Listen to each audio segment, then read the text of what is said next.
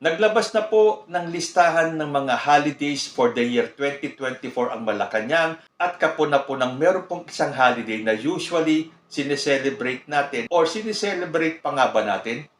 At conforme whichever side you are on, pwede kang matuwa or pwede kang magalit. Dito po sa balita sa Inquirer.net, Bongbong Marcos removes EDSA People Power Anniv from list of holidays. President Ferdinand Marcos Jr. has removed the EDSA People Power Revolution anniversary as a public holiday and a yearly celebration and reminder of the historic revolt that ended his father's dictatorship in 1986. Malacanang on Friday released the list of regular and special holidays in 2024, but what was missing was the February 25 commemoration of the final day of the uprising when the dictator and his family fled Malacanang. Critics and survivors of the dictatorship immediately denounced the move, saying it was the latest attempt to revise history and deodorize the martial law regime of the president's father and namesake. So, yun na nga po. Doon po sa listahan ng mga holidays for next year, hindi po kasama yung EDSA People Power Revolution Anniversary. So as expected, nangangatal po sa galit yung mga kontra dito at kumu-question kung bakit wala sa listahan ng holidays yung EDSA People Power Revolution noong 1986. E di ko ano-ano na namang kuda ang sinasabi nila. Kesyo ito daw ay latest attempt to revise history and deodorize the martial law regime of the president's father and namesake. Unang-una, ito po bang ginawa ng ating presidente na hindi isinama ang People Power Revolution sa mga holidays for next year? Ay permanente, although para sa akin at sa mas nakararami, dapat permanente nang tanggalin yung People Power Revolution anniversary na yan. Bakit kanyo? May napala ba tayo? Are we better off today than we are before the 1986 revolution? Parang mas lalo tayong nasadlak, parang nasobrahan tayo sa demokrasya. Pangalawa, meron pa bang nagse-celebrate niyan?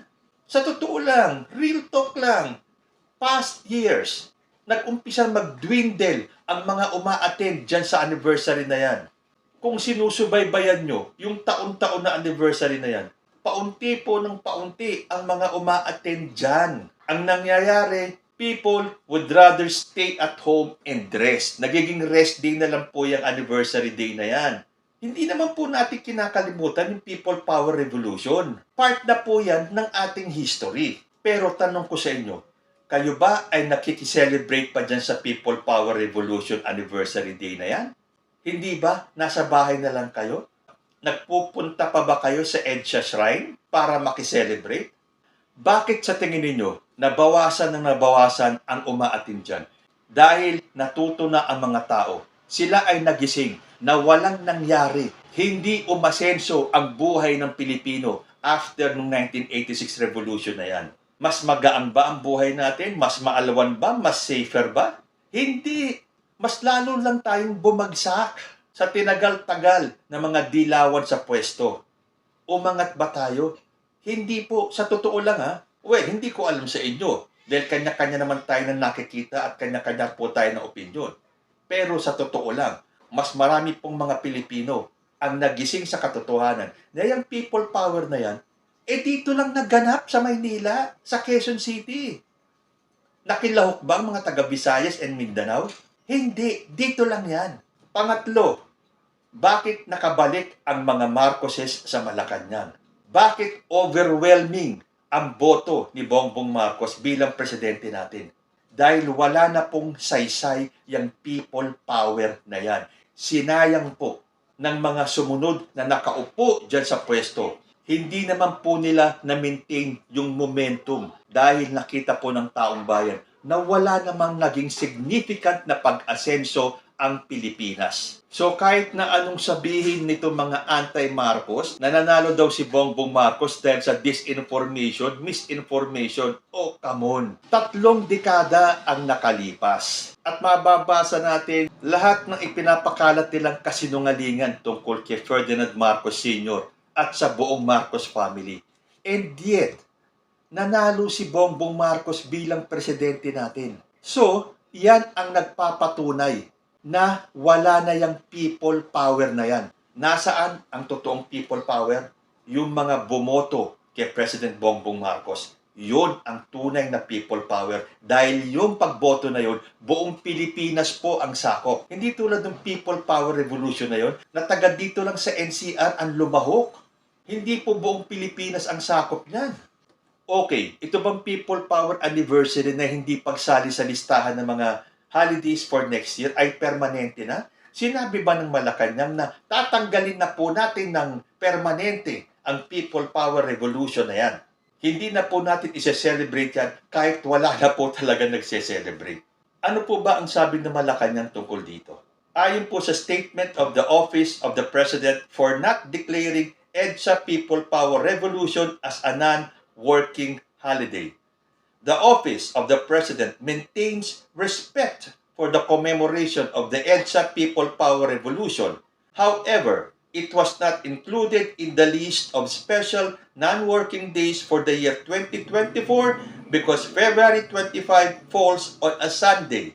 There is minimal socio-economic impact in declaring this day as a special non-working holiday since it coincides with the rest day for most workers and laborers. So, ayun naman pala ang paliwanag simply because it falls on a Sunday. Although meron pa rin pong kumontra dyan. Dahil bakit daw yung Feast of the Immaculate Conception of Mary, which we commemorate on December 8 yearly, also falls on a Sunday. Bakit yun daw ay kasama pa rin sa listahan? Ako ang tingin ko dito, yan naman kasing People Power Revolution anniversary na yan, has nothing to do with religion. Ito po kasi ay isang religious activity, yung pong Feast of the Immaculate Conception of Mary. At kung talaga pong balak ng Malacanang or ni President Bongbong Marcos na tanggalin yan permanently, bakit nandito pa rin yung Ninoy Aquino Day on August 21? Kung talagang gusto nilang i-revise ang history, tanggalin mo na sabay yan. Alisin mo na yung People Power Anniversary, alisin mo na rin tong Ninoy Aquino Day. So, kung talagang gustong baguhin ni PBBM ang history, dapat pati tong Ninoy Aquino Day, tinanggal na rin niya. Pero bakit nandiyan pa rin po yan? So sa ngayon, hindi pa po natin alam kung yan po ay permanente ng inalis. Hintayin na lang po natin kung ibabalik nila ang People Power Anniversary bilang isang holiday sa 2025.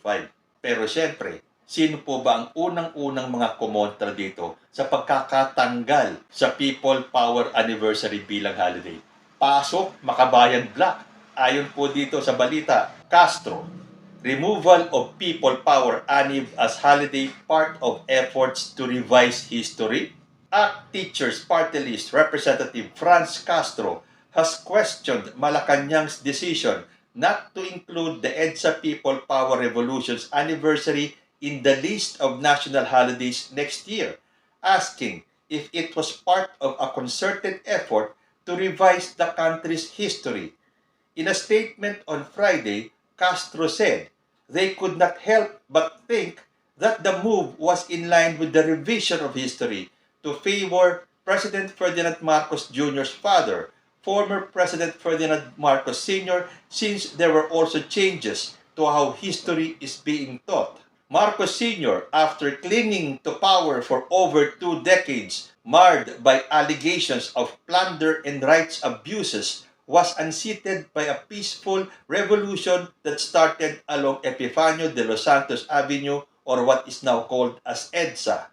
First, they changed the curriculum of students by shortening the class time for history lessons and made official the deletion of Philippine history in high school.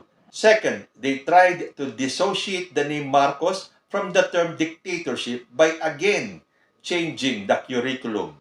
Third, the bare wall policy of the Department of Education even banned pictures of our heroes who fought for our freedom and even past presidents of the Philippines to be displayed on walls of classrooms. Lastly, this move not to declare February 25 as a holiday shows that the Marcos administration does not value or even abhors people power. So ito nga ba ay concerted effort to revise the country's history? Sabi nga ni Castro, this was a move para i-revise yung history to favor President Ferdinand Marcos Jr.'s father, si former President Ferdinand Marcos Sr. Dahil sabi niya, Marcos Sr., after clinging to power for over 2 decades, marred by allegations of plunder and rights abuses. Notice the word allegations. So pag sinabing allegations, hindi pa sigurado kung totoo. It was only alleged. Hindi po siya sigurado. Sabi naman ng isa pang miyembro ng Makabayan Bloc na si Gabriela Representative Arlene Brosas, the omission of the commemoration of the EDSA Revolution was a clear case of historical revisionism as it undermines the significance of this important event in our nation's history. Ako, para sa akin, wala pong nire-revise na history. Sabi pa niya, February 25, 1986 marked a turning point in the Filipinos' struggle for freedom and democracy. But then again, tanong ko, are we better off today than before 1986? Before this EDSA People Revolution? Hindi po tayo umangat. Lalo lang po tayong nasadlak. Lalo lang pong bumagsak ang buhay ng mga Pilipino. At yung sinasabi nilang trying to revise history, alam nyo, para sa akin, itong mga nangyayaring ito is not revising history. This is the continuation of history. Hindi na po natin mabubura yan. People Power Revolution, andyan na po yan. But what happened after the revolution? Years after the revolution, mas okay ba ang buhay natin? Yan ang dapat malaman ng mga susunod na henerasyon. Makikita nila, nagkaroon ng people power. After that, years after, meron bang pagbabago? Malalaman din po nila yan. And then comes the real people power. Dahil ito pong unang people power na to, ay nakasentro lang po dito sa NCR. Hindi po yan buong Pilipinas. Ang people power ay napatunayan natin nitong nakaraang eleksyon. 31.6 million or majority voted for Bongbong Marcos to be our president. That is the real people power. Dahil sakop po niyan buong Pilipinas. Anong laban ng ilang milyon dumalo dyan sa people power 1 na yan kesa dito sa 31.6 million na bumoto kay President Bongbong Marcos? So, hindi po binabago ang history. Yan po ay pinagpapatuloy para malaman ng mga susunod na henerasyon. Nung panahon ni Ferdinand Marcos Sr., then the so-called dictatorship of Ferdinand Marcos Sr. was toppled by people power. Then decades after, isang people power ulit na naganap. This time, sa botohan ng 2022 election. The people power that toppled the dictatorship of the Dilawan. So itong mga Makabayan Bloc na to at doon sa mga kontra, huwag kayong mag-alala. Wala pong nire-revise na history. Ipinagpapatuloy po natin ang history. Ganun naman talaga eh. Dati panahon ng mga Dilawan. So they wrote the history. Kasi sabi nga, victors write history. So sa panahon ito, dapat nyo rin tanggapin that the victors are the Marcoses. And they will write a new chapter in history. Take note, a new chapter. Hindi po nire-revise yung history. Andyan na po yan. Ipagpapatuloy lang po natin para malaman ng mga susunod na henerasyon kung ano ang talagang history ng Pilipinas. Kung ano ang ibig sabihin ng totoong people power. So huwag kayong matakot. Kung ito man ay gawing permanente ni President Bongbong Marcos na alisin ang anniversary ng people power, di maghintay kayo ng pagkakataon. Gumawa rin ulit kayo ng panibagong people power na magluluklok sa isa pang dilawan para kung sino man yung maupong dilawan, ipagpapatuloy naman niya itong history na ginawa ng mga Marcoses. And that will be another new chapter. So yung mga nagtatanggol at nagsasabing, huwag niyong i-revise ang history, huwag niyong baguhin, huwag niyong palitan, huwag kayong matakot, wala pong pinapalitan. Andyan pa rin po yan. Alam na po ng bawat Pilipino ang totoong nangyari, ang history natin. From Ferdinand Marcos Sr. to Cory Aquino, down to President Duterte, and now President Bongbong Marcos. So again, doon sa mga question dito sa ginawa ni President Bongbong Marcos, hintayin niyo munang kayo magpresidente. Hindi kayo ulit ang magbago. At pag kayo ulit ang presidente, Ibalik ninyo, tanggalin ninyo, nasa sa inyo na po yan. Sa ngayon, take it or leave it, the Marcoses are the victors. Ang nakaupo pong presidente ngayon ay isang Marcos. Until such time na mayroong isang dilawan ulit na maupong presidente, hindi po matatapos yung panggagalaitin nyo. Then marami pa pong susunod na mga events na ikagagalit ninyo. Tsak po yan. Kung ang mga Marcoses nga naghintay ng 36 years, dapat maghintay din kayo kung ilang taon man abutin para makabalik, kung makakabalik pa ulit ang isang dilawan bilang presidente ng Pilipinas. Kayo po, ano ang masasabi ninyo? Comment lang po down below and I will see you next time. Peace.